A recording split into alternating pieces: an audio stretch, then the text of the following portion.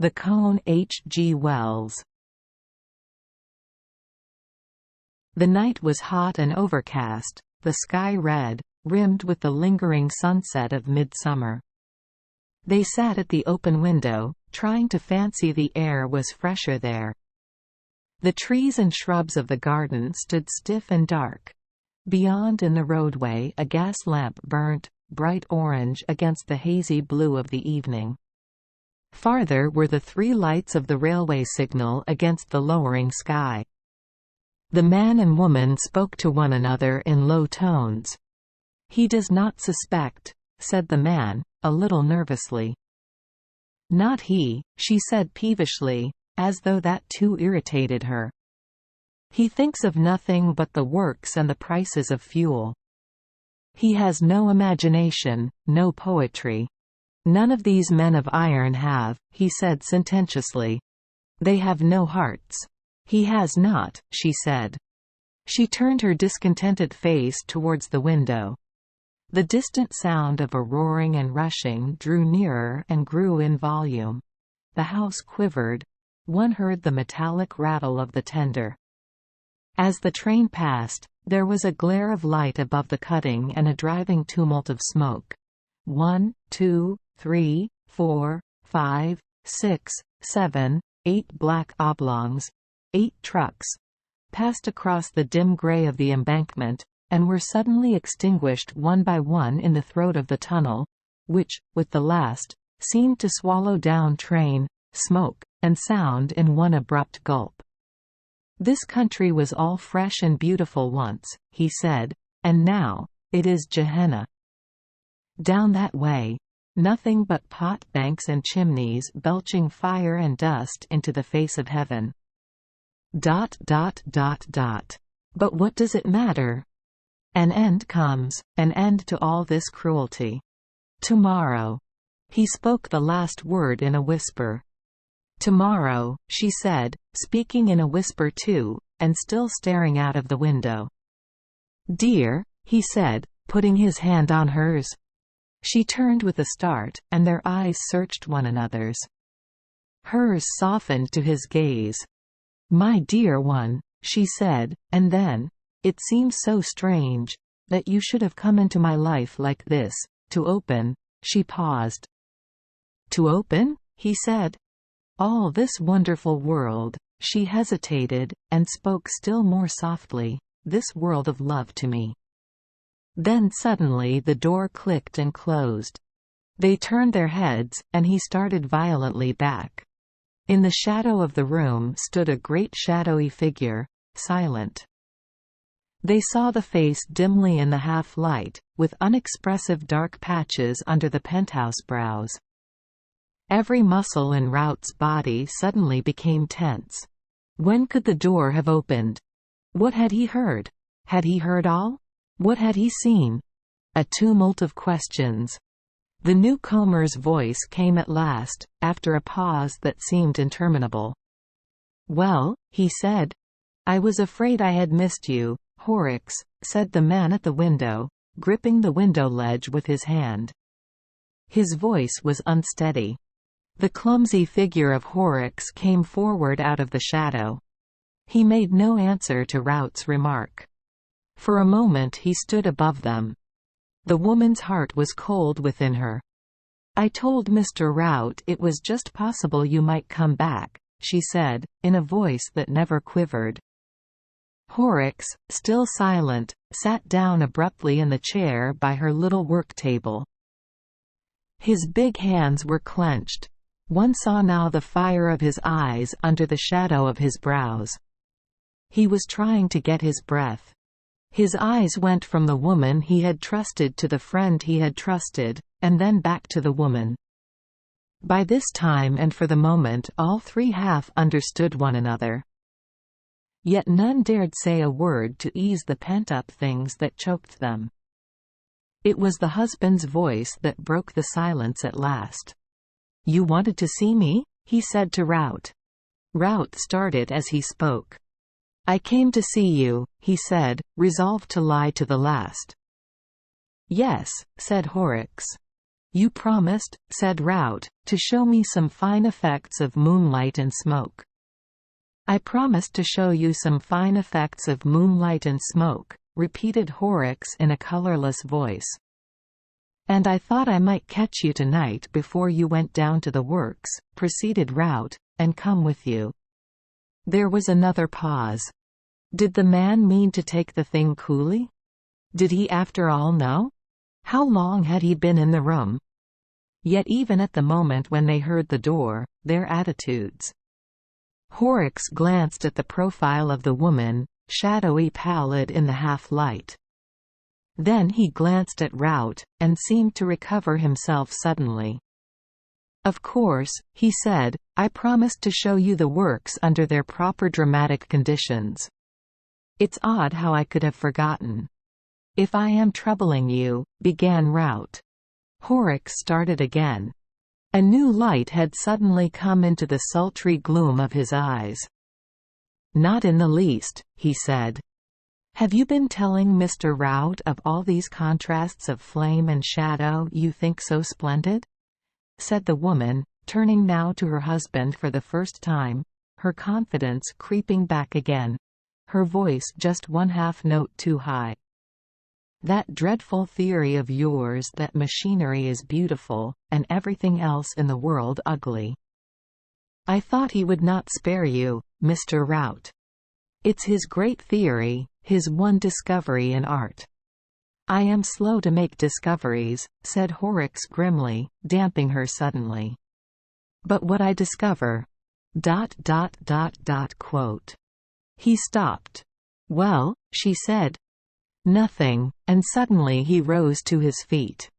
"I promised to show you the works," he said to Rout, and put his big, clumsy hand on his friend's shoulder. "And you are ready to go?" "Quite," said Rout, and stood up also. There was another pause. Each of them peered through the indistinctness of the dusk at the other two. Horrocks' hand still rested on Rout's shoulder. Rout half fancied still that the incident was trivial after all. But Mrs. Horrocks knew her husband better, knew that grim quiet in his voice, and the confusion in her mind took a vague shape of physical evil. "Very well," said Horrocks, and, dropping his hand, turned towards the door. "My hat?" Rout looked round in the half-light. "That's my work-basket," said Mrs. Horrocks, with a gust of hysterical laughter. Their hands came together on the back of the chair. "Here it is," he said. She had an impulse to warn him in an undertone, but she could not frame a word. "Don't go," and "beware of him," struggled in her mind, and the swift moment passed. "Got it," said Horrocks, standing with the door half open. Rout stepped towards him. "Better say good-bye to Mrs. Horrocks," said the ironmaster, even more grimly quiet in his tone than before. Rout started and turned. "Good evening, Mrs. Horrocks," he said, and their hands touched. Horrocks held the door open with the ceremonial politeness unusual in him towards men.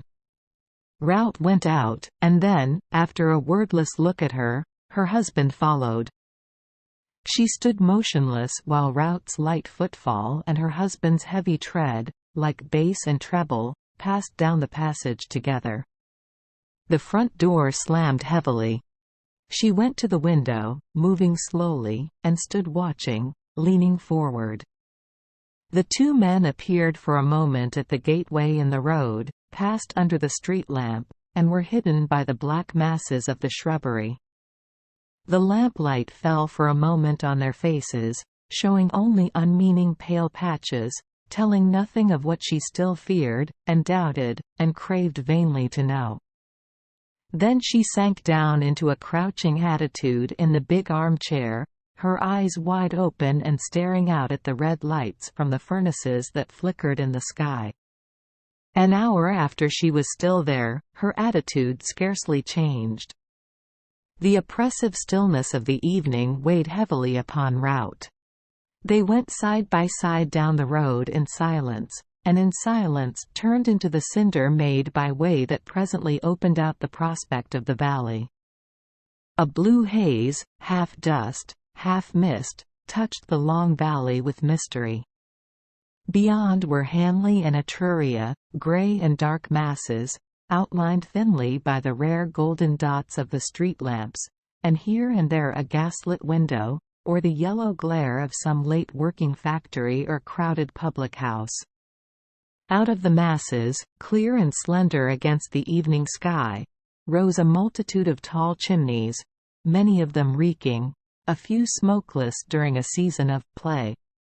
Here and there a pallid patch and ghostly stunted beehive shapes showed the position of a pot-bank, or a wheel, black and sharp against the hot lower sky, marked some colliery where they raise the iridescent coal of the place.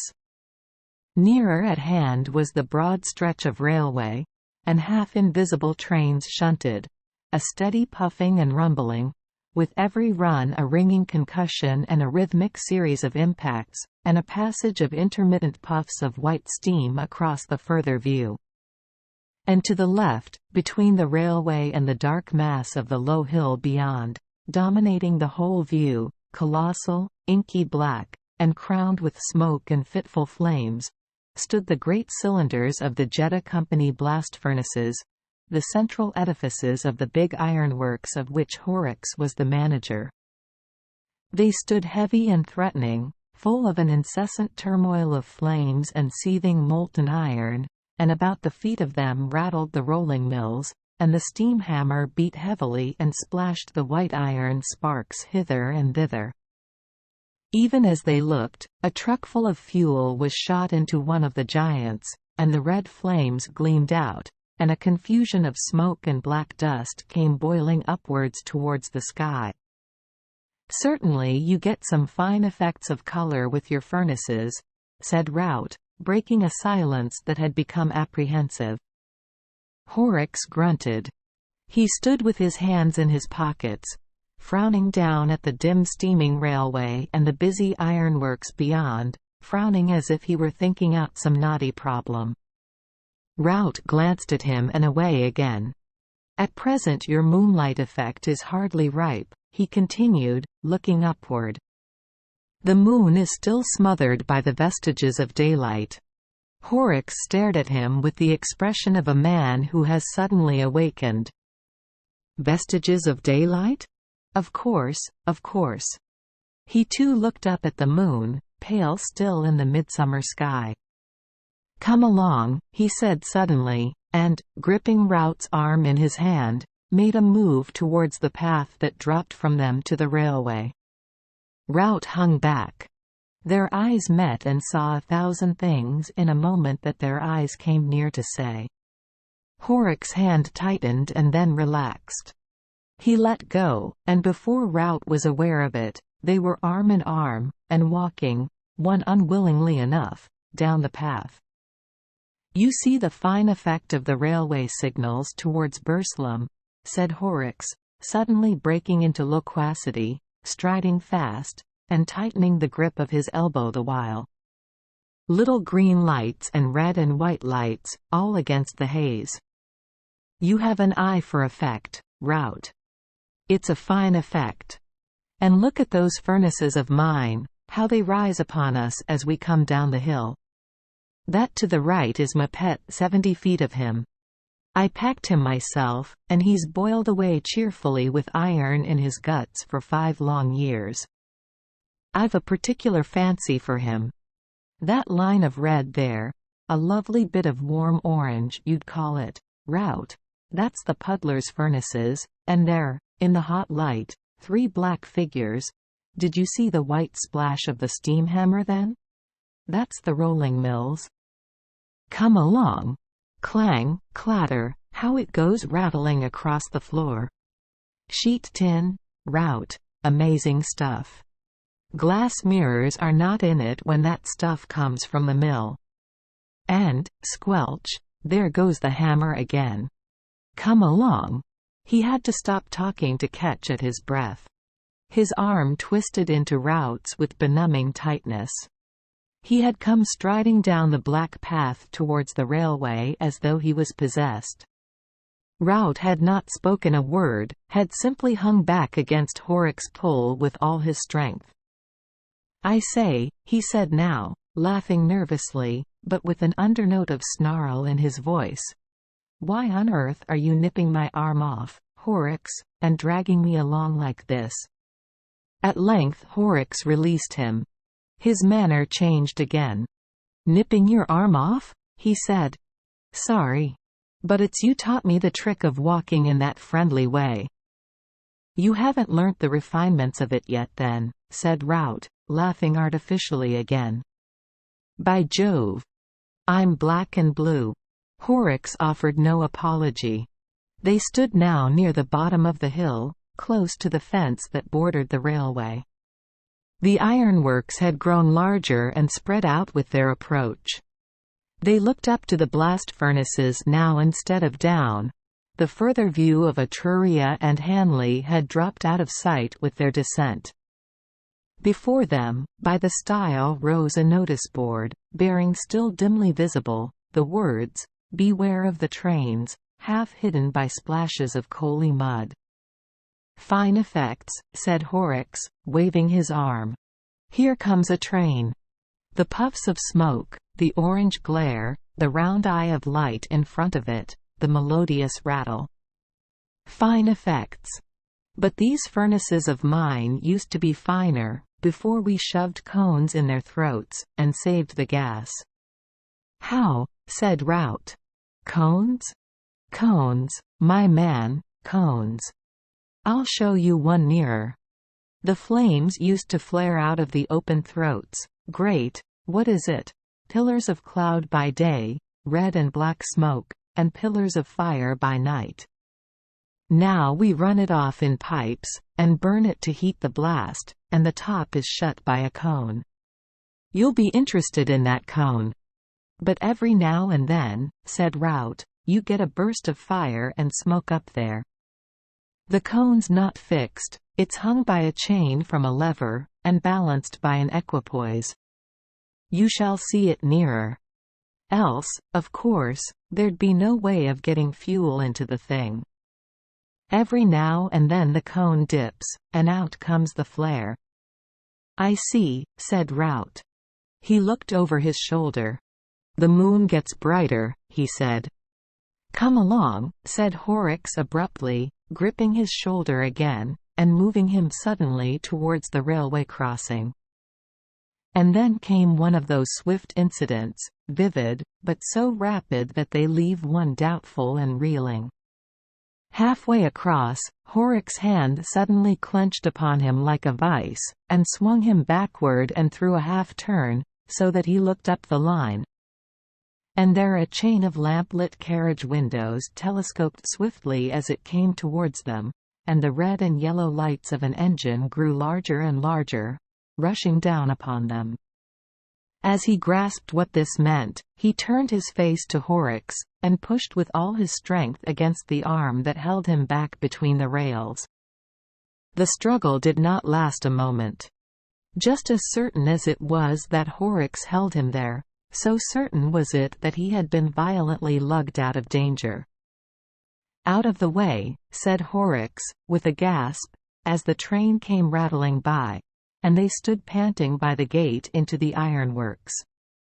"I did not see it coming," said Rout, still, even in spite of his own apprehensions, trying to keep up an appearance of ordinary intercourse. Horrocks answered with a grunt. "The cone," he said, and then, as one who recovers himself, "I thought you did not hear." "I didn't," said Rout. "I wouldn't have had you run over then for the world," said Horrocks. "For a moment I lost my nerve," said Rout. Horrocks stood for half a minute, then turned abruptly towards the ironworks again. "See how fine these great mounds of mine, these clinker heaps, look in the night. That truck yonder, up above there. Up it goes, and out tilts the slag. See the palpitating red stuff go sliding down the slope. As we get nearer, The heap rises up and cuts the blast furnaces. See the quiver up above the big one. Not that way. This way, between the heaps. That goes to the puddling furnaces, but I want to show you the canal first. He came and took Rout by the elbow, and so they went along side by side. Rout answered Horrocks vaguely. What, he asked himself, had really happened on the line? Was he deluding himself with his own fancies, or had Horrocks actually held him back in the way of the train? Had he just been within an ace of being murdered? Suppose this slouching, scowling monster did know anything? For a minute or two then Rout was really afraid for his life, but the mood passed as he reasoned with himself. After all, Horrocks might have heard nothing. At any rate, he had pulled him out of the way in time. His odd manner might be due to the mere vague jealousy he had shown once before. He was talking now of the ash heaps and the canal. "Eh?" said Horrocks. "What?" said Rout. "Rather. The haze in the moonlight." "Fine." "Our canal," said Horrocks, stopping suddenly. "Our canal by moonlight and firelight is an immense effect. You've never seen it? Fancy that. You've spent too many of your evenings philandering up in Newcastle there. I tell you, for real florid effects, but you shall see." Boiling water. As they came out of the labyrinth of clinker heaps and mounds of coal and ore, the noises of the rolling mill sprang upon them suddenly, loud, near, and distinct. 3 shadowy workmen went by and touched their caps to Horrocks. Their faces were vague in the darkness. Rout felt a futile impulse to address them, and before he could frame his words, they passed into the shadows. Horrocks pointed to the canal close before them now. A weird-looking place it seemed, in the blood-red reflections of the furnaces. The hot water that cooled the Tuyeres came into it, some 50 yards up. A tumultuous, almost boiling effluent, and the steam rose up from the water in silent white wisps and streaks, wrapping damply about them, an incessant succession of ghosts coming up from the black and red eddies, a white uprising that made the head swim. The shining black tower of the larger blast furnace rose overhead out of the mist, and its tumultuous riot filled their ears. Rout kept away from the edge of the water, and watched Horrocks. "Here it is red," said Horrocks, "blood-red vapor as red and hot as sin. But yonder there, where the moonlight falls on it, and it drives across the clinker heaps, it is as white as death." Rout turned his head for a moment, and then came back hastily to his watch on Horrocks. "Come along to the rolling mills," said Horrocks. The threatening hold was not so evident that time, and Rout felt a little reassured. But all the same, what on earth did Horrocks mean about "white as death" and "red as sin"? Coincidence, perhaps? They went and stood behind the puddlers for a little while, and then through the rolling mills, where amidst an incessant din the deliberate steam hammer beat the juice out of the succulent iron, and black, half-naked titans rushed the plastic bars, like hot sealing wax, between the wheels. "Come on," said Horrocks in Rout's ear, and they went and peeped through the little glass hole behind the Tuyeres, and saw the tumbled fire writhing in the pit of the blast furnace. It left one eye blinded for a while. Then, with green and blue patches dancing across the dark, they went to the lift by which the trucks of ore and fuel and lime were raised to the top of the big cylinder. And out upon the narrow rail that overhung the furnace, Rout's doubts came upon him again. Was it wise to be here? If Horrocks did know everything. Do what he would, he could not resist a violent trembling. Right underfoot was a sheer depth of 70 feet. It was a dangerous place. They pushed by a truck of fuel to get to the railing that crowned the place.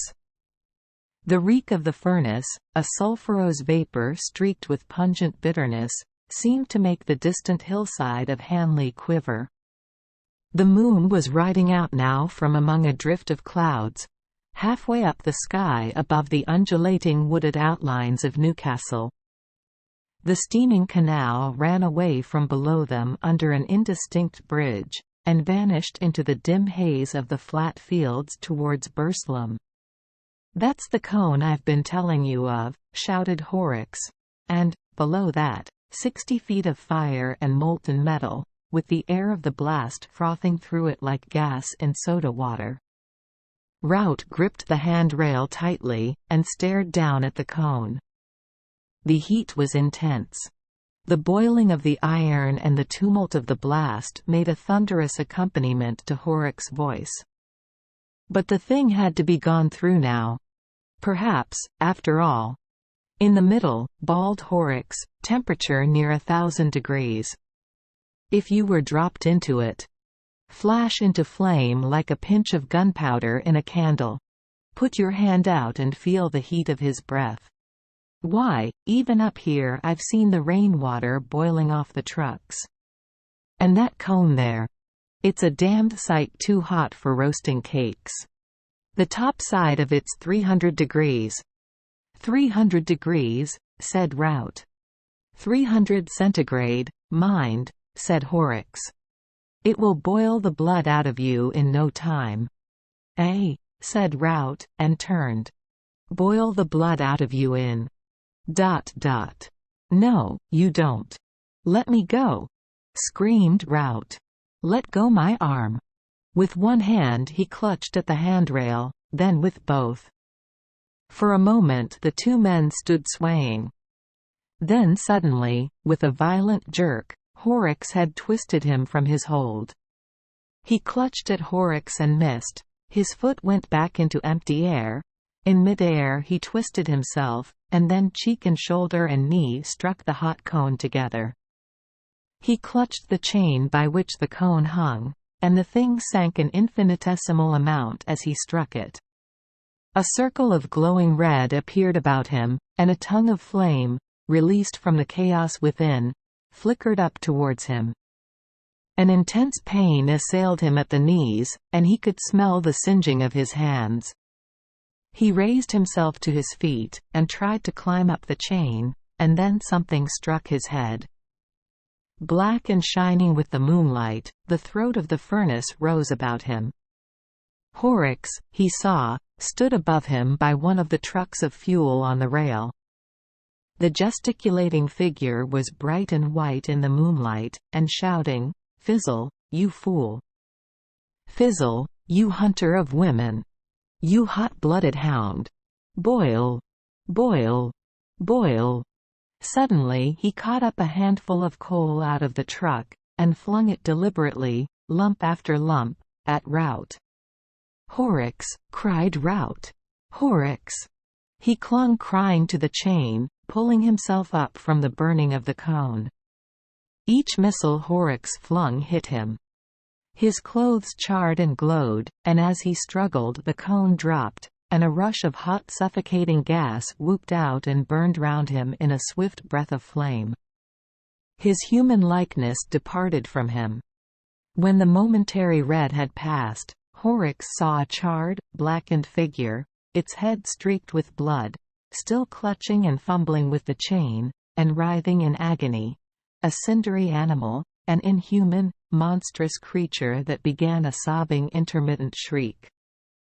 Abruptly, at the sight, the ironmaster's anger passed. A deadly sickness came upon him. The heavy odor of burning flesh came drifting up to his nostrils. His sanity returned to him. "God have mercy upon me," he cried. "Oh God! What have I done?" He knew the thing below him, save that it still moved and felt, was already a dead man. That the blood of the poor wretch must be boiling in his veins. An intense realization of that agony came to his mind, and overcame every other feeling. For a moment he stood irresolute, and then, turning to the truck, he hastily tilted its contents upon the struggling thing that had once been a man. The mass fell with a thud, and went radiating over the cone. With the thud the shriek ended, and a boiling confusion of smoke, dust, and flame came rushing up towards him. As it passed, he saw the cone clear again. Then he staggered back, and stood trembling, clinging to the rail with both hands. His lips moved, but no words came to them. Down below was the sound of voices and running steps. The clangor of rolling in the shed ceased abruptly. End. Subscribe to my channel to receive notifications of new audiobooks. If you liked the material, you can give it a thumbs up.